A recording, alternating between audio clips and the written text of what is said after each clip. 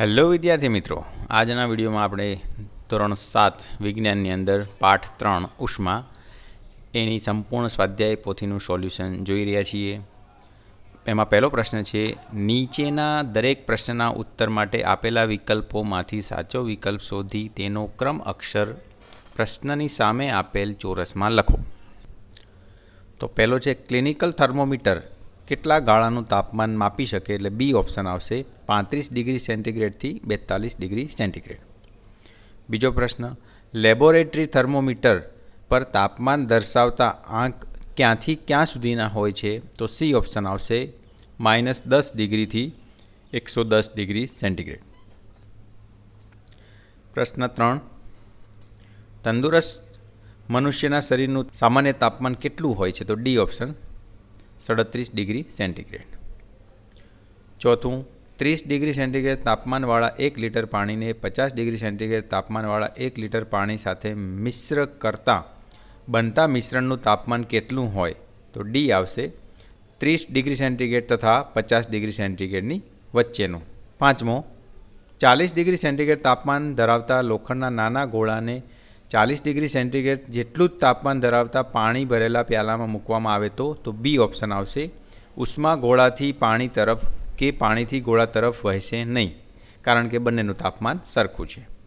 છઠ્ઠો પ્રશ્ન, રસોઈ માટે વપરાતી સ્ટેનલેસ સ્ટીલની તળવાની કડાઈના તળિયે તાંબાનું સ્તર લગાડેલું હોય છે, તેનું કારણ? તો સી ઓપ્શન આવશે, સ્ટેનલેસ સ્ટીલ જે છે એના કરતાં તાંબુ ઉષ્માનું વધુ સુવાહક હોય છે એટલા માટે. 7 નંબર છે, કયો પદાર્થ ઉષ્માવહનની રીતથી ગરમ થાય છે? તો ડી ઓપ્શન આવશે, લોખંડ. 8મો નંબર, નીચેનામાંથી કયો પદાર્થ ઉષ્માનો સુવાહક છે? તો તાંબુ, સી ઓપ્શન આવશે. 9 નંબર, કયા સ્વરૂપના પદાર્થો ઉષ્માનયનની રીતથી ગરમ થાય છે? તો ડી ઓપ્શન, પ્રવાહી અને વાયુ. 10 નંબર, કયું પ્રવાહી ઉષ્માવહનની રીતે ગરમ થાય છે? તો સી ઓપ્શન આવશે, પારો. 11મો પ્રશ્ન, સૂર્યની ગરમી આપણા સુધી ઉષ્માના પ્રસરણની કઈ રીતથી પહોંચે છે? તો સી ઓપ્શન આવે, ઉષ્મીય વિકિરણ. 12 નંબર, કયા રંગની વસ્તુ ઉષ્માનું શોષણ સૌથી વધુ પ્રમાણમાં કરે છે? તો કાળા રંગનું, ડી ઓપ્શન આવશે. બીજું છે, ખાલી જગ્યા પૂરો. એમાં પહેલો જોઈએ, પદાર્થના ગરમપણા કે ઠંડાપણાની માત્રાને તાપમાન કહે છે. દર્દીનો તાવ માપવા માટે ક્લિનિકલ થર્મોમીટર વપરાય છે. તંદુરસ્ત માણસના શરીરનું તાપમાન સામાન્ય તાપમાન 98.6 ડિગ્રી ફેરનહેઇટ હોય છે. ચોથું, શિયાળામાં તાપણાની ગરમી આપણને ઉષ્મીય વિકિરણની રીત વડે મળે છે. 5 નંબર, સફેદ રંગની સપાટી ઉષ્મીય વિકિરણનું શોષણ સૌથી ઓછું કરે છે. ત્રીજું, નીચેના પ્રશ્નોના માત્ર ઉત્તર લખો. એમાં પહેલું છે, પદાર્થનું તાપમાન માપવા કયા સાધનનો ઉપયોગ થાય છે? તો થર્મોમીટરનો. બીજું, હવામાન સમાચારમાં આગળના દિવસનું મહત્તમ તથા લઘુત્તમ તાપમાન દર્શાવવામાં આવે છે, તે કયા થર્મોમીટર વડે માપીને જણાવવામાં આવે છે? મહત્તમ લઘુત્તમ થર્મોમીટર. ત્રીજું છે, કઈ ધાતુમાં ઉષ્મા વહનની રીતે ઉષ્માનું પ્રસરણ સૌથી વધુ ઝડપે થાય છે? તો તાંબુ. 4 નંબર, પોટેશિયમ પરમેંગેનેટ ઓગાળેલા પાણીનો રંગ જણાવો. તો જાંબલી આવશે. સમુદ્રકાંઠાના વિસ્તારોમાં દરિયાઈ લહેર અને ભૂલહેરની ઘટના ઉષ્માના પ્રસરણની કઈ રીતને આભારી છે? તો ઉષ્માનયન. 6 નંબર, તાપમાનનો એકમ જણાવો. તો અંશ સેલ્સિયસ અથવા તો અંશ ફેરનહીટ પણ કહી શકો. ઉષ્માના પ્રસરણની કઈ રીતમાં માધ્યમ જરૂરી નથી? તો ઉષ્મા વિકિરણ, એમાં માધ્યમની જરૂર નથી. ચલો ચોથો પ્રશ્ન, નીચેના વિધાનોમાં ખરા વિધાન સામે ખરું અને ખોટા વિધાન સામે ખોટાની નિશાની કરો. પહેલું છે, ઉષ્માનો એકમ અંશ સેલ્સિયસ છે, ખોટું. શૂન્યાવકાશમાં કોઈ પણ રીતે ઉષ્માનું પ્રસરણ થઈ શકતું નથી, ખોટું. ઉષ્માનું પ્રસરણ ધન પદાર્થોમાં થઈ શકતું નથી, ખોટું. એબોનાઇટ ઉષ્માનું અવાહક છે, સાચું. તપેલીમાં દૂધ ગરમ કરવા મૂકીએ છીએ ત્યારે તપેલી ઉષ્મા વહનની રીતે ગરમ થાય છે, સાચું. 6 નંબર, કાળા રંગની વસ્તુ કરતાં સફેદ રંગની વસ્તુ ઉષ્માનું શોષણ વધુ કરે છે. ખોટું. કાળા રંગની વસ્તુ વધારે શોષણ કરે, સફેદ રંગની નહીં. એટલા માટે. પ્રશ્ન 5. નીચેના પ્રશ્નના એક વાક્યમાં ઉત્તર લખો. પહેલું છે, માંદા માણસના શરીરનું તાપમાન માપવા નર્સ કયા પ્રકારના થર્મોમીટરનો ઉપયોગ કરે છે? તો ક્લિનિકલ થર્મોમીટરનો ઉપયોગ કરે છે. અહીંયા જવાબ લખ્યું જ છે. બીજું છે, ઉનાળામાં આપણે સફેદ કે આછા રંગના સુતરાઉ કપડાં શા માટે પહેરીએ છીએ? સફેદ કે આછા રંગના સુતરાઉ કપડાં ઉષ્માનું શોષણ ઓછું કરે અને પરાવર્તન વધુ કરે, એટલા માટે આપણે એ કપડાં પહેરવા જોઈએ. ક્લિનિકલ થર્મોમીટરમાં ખાંચનો ઉપયોગ શો છે? ક્લિનિકલ થર્મોમીટરમાં ખાંચ એટલે કે મર્ક્યુરીની સપાટીને નીચે ઉતરતી અટકાવે છે. ચોથું, ઉષ્માના પ્રસરણની રીતો જણાવો. તો ઉષ્માના પ્રસરણની 3 રીત છે: ઉષ્મા વહન, ઉષ્માનયન અને ઉષ્મીય વિકિરણ. 5 નંબર, ઉષ્મા શું છે? તો ઉષ્મા એ ઉર્જાનું એક સ્વરૂપ છે. 6, પ્રવાહી અને વાયુ સ્વરૂપના પદાર્થોમાં કઈ રીત વડે ઉષ્માનું પ્રસરણ થાય છે? પ્રવાહી અને વાયુ સ્વરૂપના પદાર્થોમાં ઉષ્માનયનની રીતે ઉષ્માનું પ્રસરણ થાય છે. 7 નંબર, દરિયાઈ લહેર એટલે શું? સમુદ્રમાં કાંઠાના વિસ્તારમાં દરેક સમુદ્ર પરની ઠંડી હવા જમીન તરફ ગતિ કરે છે, તેને દરિયાઈ લહેર કહે છે. ભૂલહેર એટલે શું? સમુદ્ર કાંઠાના વિસ્તારમાં રાત્રિના સમયે જમીન પરની ઠંડી હવા સમુદ્ર તરફ ગતિ કરે છે, જેને ભૂલહેર કહે છે. 9 નંબર, ગરમ ચા મૂકી રાખતા કેમ ઠંડી થઈ જાય છે? ગરમ ચા મૂકી રાખતા વાતાવરણમાં ઉષ્મીય વિકિરણ દ્વારા ઉષ્મા ગુમાવે છે, તેથી તે ઠંડી થઈ જાય છે. 10 નંબર, તપેલીમાં દૂધ ઉષ્મા પ્રસરણની કઈ રીતથી ગરમ થાય છે? તપેલીમાં દૂધ ઉષ્માનયનની રીતથી ગરમ થાય છે. 6 નંબર, વ્યાખ્યા આપો. તાપમાન તો પદાર્થની ઠંડાપણા કે ગરમપણાની સ્થિતિ દર્શાવતા માપનને તાપમાન કહે છે. ઉષ્માના સુવાહક જે પદાર્થો પોતાનામાંથી ઉષ્માનું વહન સરળતાથી અને ઝડપથી થવા દે છે, તેમને ઉષ્માના સુવાહક પદાર્થો કહે છે. ઉષ્માના અવાહક જે પદાર્થોમાંથી ઉષ્માનું વહન સરળતાથી થતું નથી, તેમને ઉષ્માના અવાહક કે મંદવાહક પદાર્થો કહે છે. 7મો પ્રશ્ન, નીચેના પ્રશ્નના ટૂંકમાં ઉત્તર લખો. શિયાળાની ઋતુમાં એક જાડા વસ્ત્ર કરતાં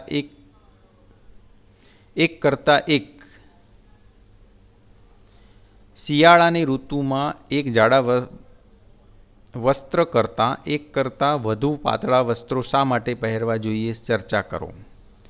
તો એકથી વધુ વસ્ત્રો પહેરવાથી દરેક 2 વસ્ત્રો વચ્ચે હવા રહેલી હોય છે. હવા ઉષ્માની અવાહક છે, આથી શિયાળામાં એકથી વધુ પાતળા વસ્ત્રો પહેરવાથી શરીરની ગરમી વાતાવરણમાં જતી અટકે છે. આ એનું મેન કારણ છે. બીજું, ગરમ હવામાનવાળા પ્રદેશોમાં મકાનોની બહારની દિવાલો સફેદ રંગથી રંગવામાં આવે છે. સમજાવો. તો ગરમ હવામાનવાળા પ્રદેશોમાં ઉષ્મીય વિકિરણ દ્વારા મકાનોની દિવાલ ગરમ થાય છે. જો મકાનોની બહારની દિવાલો સફેદ રંગથી રંગેલી હોય તો તે ઉષ્મીય વિકિરણ દ્વારા ઉષ્માનું શોષણ ખૂબ ઓછું અને પરાવર્તન વધુ કરે છે. આથી બહારની દિવાલો ઓછી ગરમ થાય છે. તો આ એનું કારણ છે. ક્લિનિકલ થર્મોમીટર ખાંચનું કાર્ય શું છે? તો ક્લિનિકલ થર્મોમીટર ખાંચ મર્ક્યુરીની સપાટીને નીચે ઉતરતી અટકાવે છે. 4 નંબર, ક્લિનિકલ થર્મોમીટરનો ઉપયોગ કરતી વખતે કઈ બાબતો ધ્યાનમાં રાખવી જોઈએ? તો નીચેની બાબતો ધ્યાનમાં રાખવી જોઈએ. પહેલું, થર્મોમીટરને જંતુનાશક પ્રવાહી વડે બરાબર સાફ કરવું જોઈએ. થર્મોમીટરના મર્ક્યુરીવાળા ભાગના વિરુદ્ધ છેડા પરથી પકડીને હળવેથી થોડાક ઝાટકા મારી, જેથી થર્મોમીટરની સાંકડી નળીમાં રહેલું મર્ક્યુરી 35 ડિગ્રી સેન્ટીગ્રેડના આંકથી નીચે ઉતરી જાય તેમ કરવું જોઈએ. ત્રીજું, થર્મોમીટરને તેના મર્ક્યુરીવાળા ભાગ આગળથી પકડવું નહીં. તો આ બધા.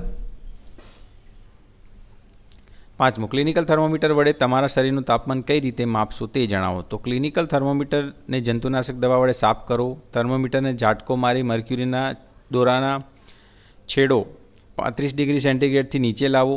હવે થર્મોમીટરના મર્ક્યુરીવાળા ભાગને મોઢામાં જીભની નીચે રહે તેમ 1 મિનિટ મૂકી રાખો. ત્યારબાદ થર્મોમીટરને બહાર કાઢી સ્કેલ પરનું તાપમાન વાંચો. આ તાપમાન તમારા શરીરનું તાપમાન દર્શાવે છે.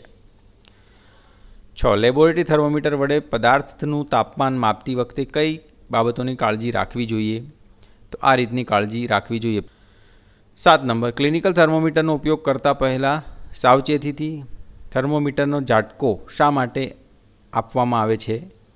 તો એટલા માટે આપવામાં આવે છે, અહીંયા જવાબ લખ્યો છે કે મર્ક્યુરી જે 35 ડિગ્રી સેન્ટીગ્રેડ છે એની નીચે આવી જાય એટલા માટે ઝાટકો મારવામાં આવે છે. 8 નંબર, ઘન પદાર્થોમાં થતું ઉષ્મા વહન સમજાવો.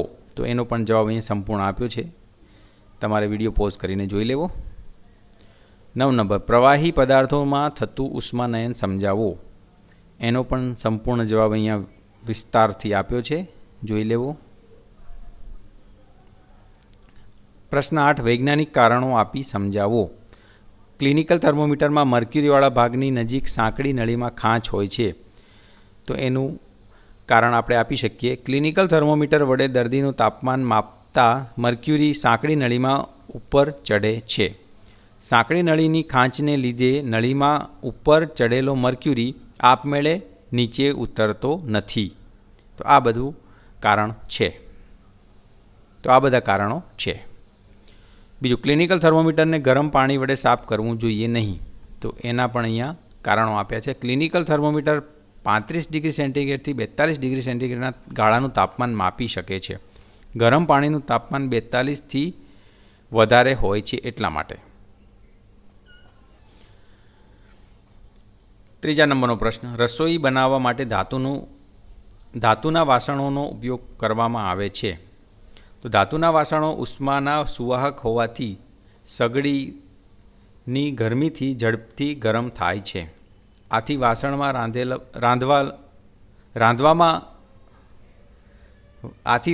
રાંધેલો ખોરાકને વધારે પ્રમાણમાં ગરમી મળે છે. ચલો 4 નંબર, બરફને લાકડાના વહેરમાં રાખવામાં આવે છે. તો લાકડાના વહેર ઉષ્માનો અવાહક છે. બરફને લાકડાના વહેરમાં રાખવાથી વાતાવરણની ગરમી બરફને મળતી અટકે છે ને બરફ જલ્દી પીગળી જતો નથી. તેથી બરફને લાકડાના વહેરમાં રાખવામાં આવે છે. 9 નંબર, તફાવતના બે મુદ્દા લખો. ઉષ્મા અને તાપમાન. તો ઉષ્મા એ ઉર્જાનું સ્વરૂપ છે. તાપમાન એ પદાર્થમાં ગરમપણા કે ઠંડાપણાની સ્થિતિનું માપ છે. તેનો એકમ કેલરી અને જૂલ છે. તેનો એકમ અંશ સેલ્સિયસ છે. કે ક્લિનિકલ થર્મોમીટર 35થી 42 ડિગ્રી સેન્ટીગ્રેડ સુધીના તાપમાન દર્શાવતા અંક છાપેલા હોય છે, જ્યારે લેબોરેટરીમાં -10 ડિગ્રી સેન્ટીગ્રેડથી 110 ડિગ્રી સેન્ટીગ્રેડ સુધીના તાપમાન દર્શાવતા અંક છાપેલા હોય છે. તેમાં ખાંચ હોય છે, તેમાં ખાંચ હોતી નથી.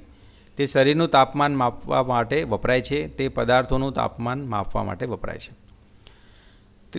ત્રીજું છે ઉષ્મા સુવાહક, ઉષ્મા અવાહક.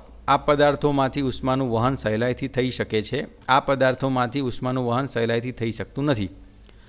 તાંબુ, ચાંદી, એલ્યુમિનિયમ, લોખંડ વગેરે ધાતુઓ ઉષ્માના સુવાહક છે. કાચ, પ્લાસ્ટિક, એબોનાઇટ, રબર, ચામડું વગેરે પદાર્થ ઉષ્માના અવાહક છે. વર્ગીકરણ કરો. નીચેનાનું ઉષ્માના સુવાહક અને ઉષ્માના અવાહક પદાર્થોનું વર્ગીકરણ કરવાનું છે. તો ઉષ્માના સુવાહક પદાર્થો લોખંડ, તાંબુ, સોનું, એલ્યુમિનિયમ, સ્ટેનલેસ સ્ટીલ, પિત્તળ, ચાંદી વગેરે. ઉષ્માના અવાહક કાગળ, ચામડું, પ્લાસ્ટિક, એસ્બેસ્ટોસ, ઊન, પૂંઠું, બૂચ, એબોનાઇટ, હવા, પાણી વગેરે. ચલો જોડકા જોડો. વિભાગ એ અને વિભાગ બીમાં જોડકા જોડવાના છે. તો પહેલો, ભૂલહેર વહે છે. ડી, રાત્રિ દરમિયાન. દરિયાઈ લહેર વહે છે. તો સી, દિવસ દરમિયાન. ઘેરા રંગના વસ્ત્રો પસંદગી પામે છે. બી, શિયાળામાં. હળવા રંગના વસ્ત્રો પસંદગી પામે છે ઉનાળામાં. એ ઓપ્શન. ચલો ક્લિનિકલ થર્મોમીટરની આકૃતિ દોરી તેની રચના અને કાર્ય સમજાવો.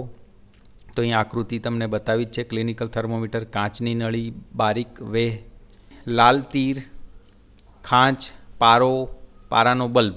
તો આ રીતનું તમને આકૃતિ આપી છે. એની રચના અને કાર્ય બંને દર્શાવેલ છે. વિડીયો પોઝ કરીને જોઈ લેવું. પ્રવૃત્તિઓમાં પહેલું જોઈશું ધાતુમાં થતું ઉષ્માનું વહન તપાસવું. તો અહીંયા સાધન સામગ્રી આકૃતિ દોરીને બતાવી છે અને પદ્ધતિ અવલોકન નિર્ણય પણ તમને આપ્યો છે. એવી જ રીતના બીજું છે પાણીમાં ઉષ્માનયનની રીતથી ઉષ્માનું પ્રસરણ થાય છે તે દર્શાવવું. તો સાધન સામગ્રી આકૃતિ અને પદ્ધતિ અવલોકન બધું જ આપ્યું છે. નિર્ણય પાણી ઉષ્માનયનની રીતથી ગરમ થાય છે. ત્રીજું કાળા રંગની સપાટી સફેદ રંગની સપાટી કરતાં ઉષ્માનું શોષણ વધુ પ્રમાણમાં કરે છે તે દર્શાવવું. સાધન સામગ્રી આકૃતિ પદ્ધતિ અવલોકન અને નિર્ણય. તો આપણે સંપૂર્ણ સ્વાધ્યાય પોથીનું સોલ્યુશન અહીંયા જોયું. આ વિડીયો કેવો લાગ્યો કોમેન્ટ કરીને જરૂરથી કહેજો.